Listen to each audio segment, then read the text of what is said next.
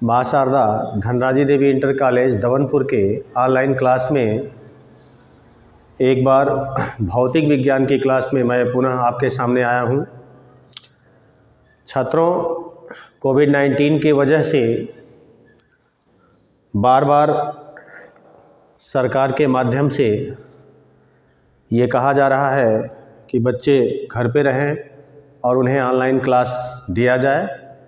तो उसी क्रम में मैं भौतिक विज्ञान का एक छोटा सा टॉपिक लेकर के आपके सामने प्रस्तुत हूँ। कक्षा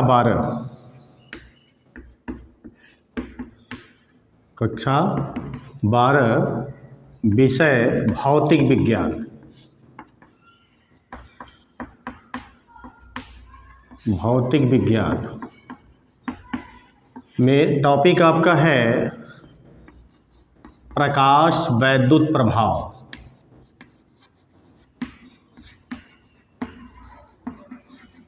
बहुत इम्पॉर्टेंट टॉपिक है। आपके बोर्ड एग्ज़ाम की दृष्टि से लगभग इसमें 3-4 ऐसी परिभाषाएं हैं जिनका आना तय है। परिभाषाओं के साथ साथ इसमें कुछ न्यूमेरिकल प्रॉब्लम्स भी हैं जो 1 या 2 नंबर में आपसे गेन किए जाते हैं, पूछे जाते हैं। और जब आप इस टॉपिक के बारे में जानेंगे तभी आप छोटे छोटे सवालों को हल भी कर पाएंगे जो 1 या 2 नंबर में पूछे जाते हैं। तो प्रकाश वैद्युत प्रभाव है क्या? जैसा कि आपको पता है कि यदि सूर्य के प्रकाश की किरणों को किसी धातु की सतह पर गिराया जाए तो धातु की सतह से इलेक्ट्रॉनों का उत्सर्जन होता है। प्रकाश वैद्युत प्रभाव की घटना यही है। क्या है कि धातु की सतह से इलेक्ट्रॉनों का उत्सर्जन होना। तो जब हम सूर्य के प्रकाश की किरणों को किसी धातु की सतह पर गिराते हैं तो धातु की सतह से इलेक्ट्रॉनों का उत्सर्जन होता है। धातु की सतह से इलेक्ट्रॉनों का उत्सर्जन ही प्रकाश वैद्युत प्रभाव कहा जाता है। इस संबंध में अगर पूछा जाए कि वास्तव में प्रकाश वैद्युत प्रभाव की व्याख्या किसने की या किसने सर्वप्रथम इसे प्रयोग में लाया, कौन ये बताया कि प्रकाश का इस्तेमाल वैद्युत के रूप में भी किया जा सकता है, तो इसके संबंध में सबसे पहले नाम जाता है साइंटिस्ट मिलिकन का। और इन मिलिकन का साथ दिया था हर्ट ने। तो अगर देखा जाए तो मिलिकन तथा हर्ट्स के नाम ये प्रकाश वैद्युत प्रभाव की बात पहुंच रही है। अगर ये कहा जाए कि मिलिकन तथा हर्ट ने क्या बताया, तो देखिए प्रकाश वैद्युत प्रभाव के बारे में उन्होंने अपना एक छोटा सा एक्सपेरिमेंट किया। बहुत छोटा सा एक्सपेरिमेंट उनका था। क्या था? उन्होंने एक निर्वातित नलिका लिया, एक कांच की नली लिया जो निर्वातित थी, पूरी तरह से वैक्यूम। और उस निर्वातित नलिका का संबंध उन्होंने एक बल्ब से किया और साथ ही साथ उसी को तार से खींच करके एक बैटरी से कर दिया, नलिका का संबंध। और नलिका में उन्होंने क्या किया, 2 प्लेटें लगा दिया इस तरह से। भाई ऑलरेडी आपके पास ये पॉजिटिव सिरा है, ये नेगेटिव सिरा है बैटरी का, तो ये आपका पॉजिटिव बोला जाएगा, ये आपका नेगेटिव बोला जाएगा। और ये आपका बल्ब है जो किससे जुड़ा है, तार के माध्यम से। अब ये निर्वातित नलिका है आपकी, निर्वातित नलिका, वैक्यूम ट्यूब जिसको आप कह सकते हैं। तो हुआ क्या, मिलिकन तथा हर्ट्स ने प्रयोग के दौरान सबसे पहले क्या किया कि उन्होंने सूर्य के प्रकाश की किरणों को धन प्लेट पर गिराया। नलिका में जो प्लेट लगी है धातु की, इस धातु की सतह के धन प्लेट पर सूर्य के प्रकाश की किरणों को उन्होंने गिराया। ये सूर्य का प्रकाश है। तो जब सूर्य के प्रकाश की किरणों को उन्होंने धातु की सतह की प्लेट पर गिराया तो क्या हुआ भाई, निश्चित तौर पर यह सिद्धांत उन्होंने पहले ही बता दिया था कि धातु की सतह पर प्रकाश के गिरने से धातु की सतह से इलेक्ट्रॉनों का उत्सर्जन होता है। तो इलेक्ट्रॉन तो उत्सर्जित हुए, लेकिन बल्ब हमारा जला नहीं। क्यों नहीं जला? क्योंकि यहाँ पर आप देख रहे हैं गैप है और वैद्युत परिपथ पूरा नहीं हो रहा है, क्योंकि ये जो ट्यूब है ये पूरी तरह से निर्वात है, यहाँ कोई माध्यम उपलब्ध नहीं है। अगर माध्यम उपलब्ध होता तो निश्चित तौर पर परिपथ हमारा तैयार हो जाता। जब परिपथ तैयार हो जाता तो इसमें विद्युत धारा बहती और पूरी तरह से ये बल्ब हमारा जलने लगता, लेकिन बल्ब नहीं जला। फिर क्या किया उन लोगों ने? फिर क्या किया कि धातु की सतह के धन प्लेट पर जो उन्होंने सूर्य के प्रकाश को गिराया, इसको बदल करके उन्होंने क्या किया कि इसे ऋण प्लेट पर गिराया। इस तरह से सूर्य के प्रकाश की किरणों को अब उन्होंने क्या किया? ऋण प्लेट पर गिराया। जैसे ही उन्होंने सूर्य के प्रकाश की किरणों को ऋण प्लेट पर गिराया तो ऋण प्लेट पर गिरने से क्या हुआ? इलेक्ट्रॉन का उत्सर्जन हुआ और ये परिपथ आपका पूरा हो गया। जब परिपथ आपका पूरा हो गया तो बल्ब क्या हुआ? जलने लगा।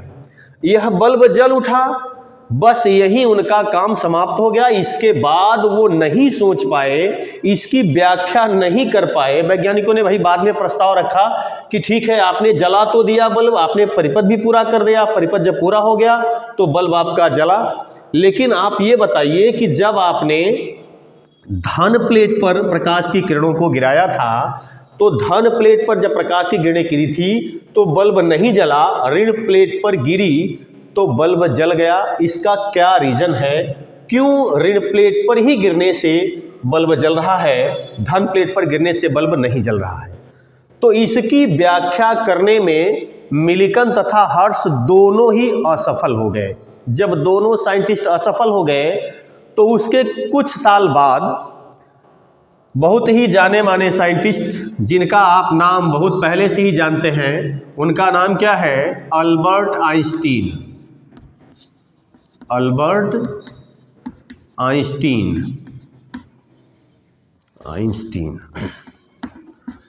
Albert Einstein. अब ये क्या हुआ कि जब अल्बर्ट आइंस्टीन का नाम इससे जुड़ता है तो अगर कोई पूछ ले कि अल्बर्ट आइंस्टीन ने क्या किया इसमें, तो उन्होंने प्रकाश वैद्युत प्रभाव की व्याख्या, क्या किया था? प्रकाश वैद्युत प्रभाव की व्याख्या किया था। और आप ये भी जानते होंगे कि अल्बर्ट आइंस्टीन को आधुनिक भौतिकी का पिता कहा जाता है, फादर ऑफ मॉडर्न फिजिक्स। अगर किसी को कहा जाता है तो किसको कहा जाता है? अल्बर्ट आइंस्टीन को। भौतिकी का पिता अगर पूछा जाए किसको कहा जाता है, तो भौतिकी का पिता कहा जाता है सर आइजैक न्यूटन को, और आधुनिक भौतिकी का पिता कहा जाता है अल्बर्ट आइंस्टीन को। तो हुआ क्या कि उनके इस प्रयोग की व्याख्या करने का श्रेय अगर किसी को जाता है तो वो अल्बर्ट आइंस्टीन को जाता है। अल्बर्ट आइंस्टीन ने यही बताया कि देखिए क्या हुआ, जब सूर्य के प्रकाश की किरणों को हम धन प्लेट पर गिरा रहे थे, मीन्स इस प्लेट पर, तो इस प्लेट पर गिरने से क्या हुआ? इलेक्ट्रॉनों का उत्सर्जन हुआ। इलेक्ट्रॉन ऑलरेडी ऋणात्मक कण होते हैं, आपको ये पता है कि वो ऋणावेशित कण होता है। तो ऋणावेशित कण होने के चलते, चूंकि यह प्लेट पहले से बैटरी के ऋण ध्रुव से जुड़ी है, तो ऋण से जुड़े होने के चलते ये प्लेट आपकी पहले से ही ऋणावेशित है। अगर यहाँ इलेक्ट्रॉन उत्सर्जित हो रहा है और यहाँ पहले से इलेक्ट्रॉन मौजूद है तो निश्चित तौर पर दोनों ही ऋणावेशित हो जाएंगे। और जब दोनों ऋणावेशित हो जाएंगे तो आपको एक बात पता है कि समान प्रकार के आवेश, चाहे प्लस प्लस हो चाहे माइनस माइनस हो, ये एक दूसरे को क्या करते हैं? प्रतिकर्षित करते हैं। माने इन दोनों में क्या होता है भाई? प्रतिकर्षण का गुण होता है। तो प्रतिकर्षण के चलते यहाँ पर परिपथ पूरा नहीं हो रहा था, जिसके फलस्वरूप यहाँ वैद्युत बल्ब आपका जला नहीं, माने परिपथ ही नहीं पूरा हुआ। अब क्या हुआ? जब सूर्य के प्रकाश की किरण को ऋण प्लेट पर गिराया गया तो ऋण प्लेट पर गिरने से क्या हुआ कि यहाँ इलेक्ट्रॉनों का उत्सर्जन हुआ, और इलेक्ट्रॉन का उत्सर्जन यहाँ हो रहा है तो ये ऑलरेडी नेगेटिव पॉइंट है और ये ऑलरेडी पॉजिटिव पॉइंट है। तो निश्चित तौर पर आपको एक बात बताई गई होगी बहुत पहले से कि एक यदि प्लस है एक माइनस है तो दोनों में क्या होता है, आकर्षण होता है। तो आकर्षण के चलते इलेक्ट्रॉन इधर खिंच गया, जब इलेक्ट्रॉन धनावेश की ओर आ गया मीन्स एक परिपथ यहाँ पर बन गया, जब परिपथ बन गया तो विद्युत धारा आपकी यहाँ प्रवाहित होने लगी और धारा के प्रवाहित होने से बल्ब आपका जलने लगा। सिर्फ इतनी ही बात, बहुत बड़ी बात है, इसे हम आप छोटा देख रहे हैं, लेकिन इतना सोचने में बहुत ही मशक्कत करनी पड़ी थी अल्बर्ट आइंस्टीन को। सिर्फ इतनी ही बात अल्बर्ट आइंस्टीन ने बता करके और इस पूरे प्रकरण की मीन्स प्रकाश वैद्युत प्रभाव के प्रकरण की क्या कर दिया, व्याख्या। और उस व्याख्या के बाद फेमस हो गए कौन, अल्बर्ट आइंस्टीन। अब अल्बर्ट आइंस्टीन जब फेमस हो गए तो इसी की व्याख्या करने पर उन्हें नोबेल पुरस्कार से सम्मानित किया गया, जो कि विश्व का सबसे बड़ा विज्ञान के क्षेत्र में दिया जाने वाला पुरस्कार है, उसी हम नोबेल पुरस्कार कहते हैं। तो यही व्याख्या करने पर अल्बर्ट आइंस्टीन को नोबेल पुरस्कार दिया गया था और यह नोबेल पुरस्कार पाकर के वो एक प्रसिद्ध साइंटिस्ट बन गए। लेकिन क्या यहाँ पर एक बात उठती है कि क्या आप बताइए कि यह जो सूर्य का प्रकाश है, केवल सूर्य के प्रकाश के गिरने से ही यहाँ पर प्रकाश वैद्युत प्रभाव की घटना परिलक्षित होती है, या हम कोई और कृत्रिम प्रकाश जैसे मोमबत्ती का प्रकाश है, बल्ब का प्रकाश है, लालटेन का है, अंगीठी जला दें या कोई और टार्च की फोकस कर दें, तो क्या उस प्रकाश से भी धातु की सतह से इलेक्ट्रॉनों का उत्सर्जन होता है? निश्चित होता है, लेकिन उसकी एक निश्चित आवृत्ति नहीं होती है। वास्तव में धातु की सतह से इलेक्ट्रॉनों का उत्सर्जन कराने के लिए एक निश्चित आवृत्ति का प्रकाश चाहिए। जैसे हम कृत्रिम प्रकाश ले लें तो कृत्रिम प्रकाश से भी धातु की सतह से इलेक्ट्रॉनों का उत्सर्जन होगा, लेकिन उसकी आवृत्ति बहुत वीक रहेगी, बहुत कमजोर रहेगी, और कमजोर आवृत्ति होने के चलते यहाँ पर परिपथ आपका पूरी तरह से पूरा नहीं हो पाएगा और इलेक्ट्रॉनों का उत्सर्जन तो होगा ही होगा। तो क्या होता है, निश्चित तौर पर अगर हमें धातु की सतह से इलेक्ट्रॉनों का उत्सर्जन करवाना है तो हमें एक निश्चित आवृत्ति का प्रकाश लेना पड़ेगा। तो यहाँ पर जो हम निश्चित आवृत्ति का प्रकाश लेते हैं, उस आवृत्ति माने कौन सी आवृत्ति है, हम एक नाम सुने हैं देहली आवृत्ति। देहली आवृत्ति क्या है? एक नंबर का आपके निश्चित उत्तरी प्रश्न। देखिए क्या होता है, सबसे पहला आपका जो प्रश्न होता है वो बहुविकल्पी होता है, इसके बाद 5 छोटे छोटे प्रश्न पूछे जाते हैं जिनको निश्चित उत्तरी कहते हैं, एक एक नंबर के। उसमें ज़्यादातर परिभाषाएं रहती हैं, तो उसी में यह बहुत तीव्र से पूछा जाता है देहली आवृत्ति किसे कहते हैं, या देहली आवृत्ति क्या है समझाइए। तो यहीं से देहली आवृत्ति का उद्गम हुआ है। देखिए क्या है देहली आवृत्ति, वह न्यूनतम आवृत्ति माने प्रकाश की वह न्यूनतम आवृत्ति जो धातु की सतह से इलेक्ट्रॉनों का उत्सर्जन करा दे। प्रकाश की वह न्यूनतम आवृत्ति जो धातु की सतह से इलेक्ट्रॉनों का उत्सर्जन करा दे, देहली आवृत्ति बोली जाती है। और देहली आवृत्ति के लिए हम रिलेशन लिखते हैं, एक छोटा सा रिलेशन। क्या है हमारा देहली आवृत्ति के संबंध में जो रिलेशन है, छोटा सा रिलेशन है। क्या है, हम कहते हैं न्यू नॉट बराबर C upon lambda naught. New not क्या है, यहां पर हम लिख सकते हैं न्यू नॉट को ही हम कहते हैं देहली आवृत्ति, ठीक। और लैम्डा नॉट को हम क्या कहते हैं, देहली तरंग दैर्घ्य। क्या बोलते हैं भाई, देहली तरंग दैर्घ्य। और C को हम क्या बोलते हैं, प्रकाश की चाल। क्या बोलते हैं भैया, प्रकाश की चाल। तो एक रिलेशन हमको यहाँ से प्राप्त हो गया। यदि हमको इस रिलेशन के बारे में भी पूछे, C बराबर क्या होगा निकल सकता है, लैम्डा नॉट बराबर क्या होगा निकल सकता है, न्यू नॉट बराबर तो आपके सामने लिखा गया है, ठीक। तो न्यू नॉट बराबर C अपान लैम्डा नॉट आपके पास एक रिलेशन है। इस रिलेशन से आप देहली आवृत्ति और देहली तरंग दैर्घ्य और प्रकाश की चाल दोनों निकाल सकते हैं। अगर कोई पूछ ले कि देहली आवृत्ति क्या है तो परिभाषा आपके पास है ही, माने प्रकाश की वह न्यूनतम आवृत्ति जो धातु की सतह से इलेक्ट्रॉनों का उत्सर्जन करा दे, क्या बोला जाएगा? देहली आवृत्ति बोला जाएगा। और देहली तरंगदैर्घ्य माने वह न्यूनतम तरंगदैर्घ्य जो देहली आवृत्ति से उत्पन्न होती है, या यूं कह लो जो देहली आवृत्ति के प्रकाश की होती है, उसी को हम क्या बोलते हैं? देहली तरंगदैर्घ्य। जैसे यहाँ हम लिखे हैं न्यू नॉट बराबर सी अपान लैम्डा नॉट, तो जब आवृत्ति है तो क्या होगा भाई? तरंगदैर्घ्य भी होगी, क्योंकि आपके पास बहुत पहले एक फार्मूला होता था n बराबर 1/t। तो यहाँ आवृत्ति होती थी क्या? इसको हम बोलते थे आवर्तकाल t को, और n को क्या बोलते थे? आवृत्ति। अगर यहाँ से पूछा जाए तो एक फार्मूला nt बराबर 1, तो अगर t बराबर पूछा जाए तो 1/n आवर्तकाल है, ठीक है। और एक फार्मूला आपके पास था v बराबर n लैम्डा, है ना भाई? v बराबर n लैम्डा, ये बहुत पहले आपने कक्षा 9 में ही पढ़ा है जी, चाल के संबंध में। n क्या था? आवृत्ति। अगर यहाँ से n का मान पूछा जाए तो v अपान लैम्डा, v क्या है? यहाँ प्रकाश की चाल, वेग है, यहाँ संबंध में लिया गया था आपका। तो उसी तरह से यहाँ पर हमने देहली तरंगदैर्घ्य लिया है, देहली आवृत्ति लिया है, और प्रकाश की चाल लिया है। अब जैसे कभी कभी एक सवाल दो सवाल हमसे पूछ लिया जाता है कि कोई किसी प्रकाश की तरंगदैर्घ्य, जैसे एक नंबर में ये सवाल आपसे पूछा जाता है कि किसी प्रकाश की तरंगदैर्घ्य देहली तरंगदैर्घ्य दिया है लैम्डा नॉट, कह रहा है कि 8000 एंगस्ट्रॉम है।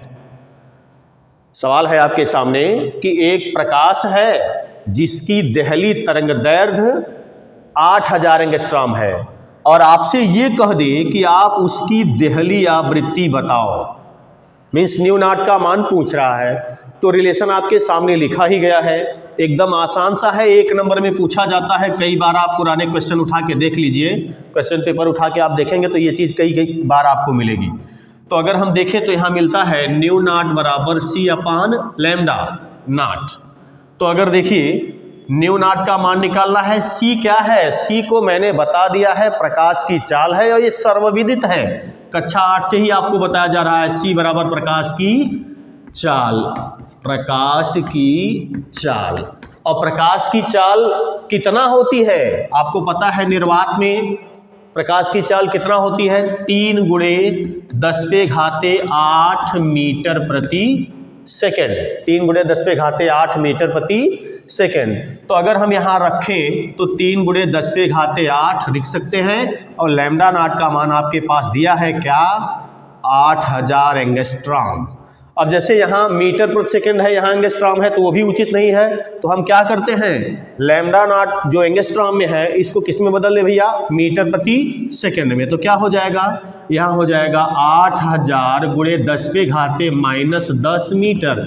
चूंकि एक एंगस्ट्रॉम बराबर होता है 10⁻⁻10 मीटर, ये फार्मूला है। एक एंगस्ट्रॉम बराबर क्या होता है? 10⁻⁻10 मीटर। तो अगर हम देख लें 8000 एंगस्ट्रॉम बराबर क्या हो जाएगा? तो 8000 × 10⁻⁻10 मीटर हो जाएगा। अब बस ये छोटा सा रिलेशन आप बस प्रूफ कर सॉल्व कर दीजिए। बहुत हल्का सा क्वेश्चन है आपके सामने। क्या है भाई? न्यू नॉट बराबर 3/8000 गुणे, हम इसको उठा के ऊपर लिख सकते हैं तो गुणे 10⁸ गुणे 10⁻10। देखो ये माइनस था, ऊपर जाएगा तो प्लस हो जाएगा। तो कुल मिला के हम लिख सकते हैं न्यू नॉट बराबर 3 × 10⁻18 और बटे सीधे क्या लिख सकते हैं? 8000। अब देखिए यहाँ 3 जीरो कैंसिल कर सकते हैं आप 3 जीरो से, तो 3 × 10⁻15 और बटे हो जाएगा 8। अब देखिए हम इसको कैंसिल कर सकते हैं, किससे कैंसिल करें?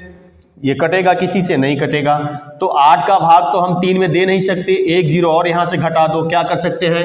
30 × 10⁻14 कर दें और बटे क्या कर दें? 8। कैंसिल करो, 8 तिरिक 24, 8 चौके 32 ज़्यादा हो जाएगा, 3 बार जाएगा।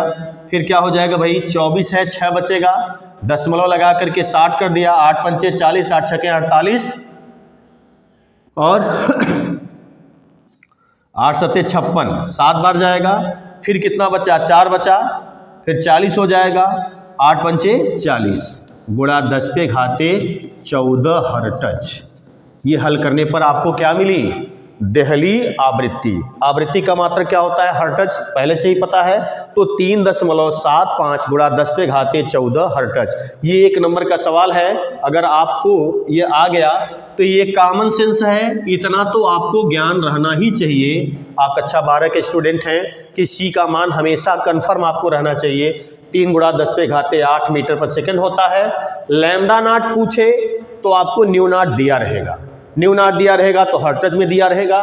और अगर आपको लैम्डा नॉट पूछ रहा है तो कंफर्म है कि लैम्डा नॉट पूछ रहा है तो मीटर में पूछ रहा है, इसका सॉरी हाँ ये मीटर में होगा। अगर आपसे न्यू नॉट का मान पूछे तो आपके सामने ये रिलेशन है C/लैम्डा नॉट। तो इस रिलेशन से C का मान भी आप निकाल सकते हैं, लैम्डा नॉट का भी निकाल सकते हैं, न्यू नॉट का भी निकाल सकते हैं। दोनों में कोई एक का मान आपको दिया रहेगा, C का मान ऑलरेडी आपको पता ही है।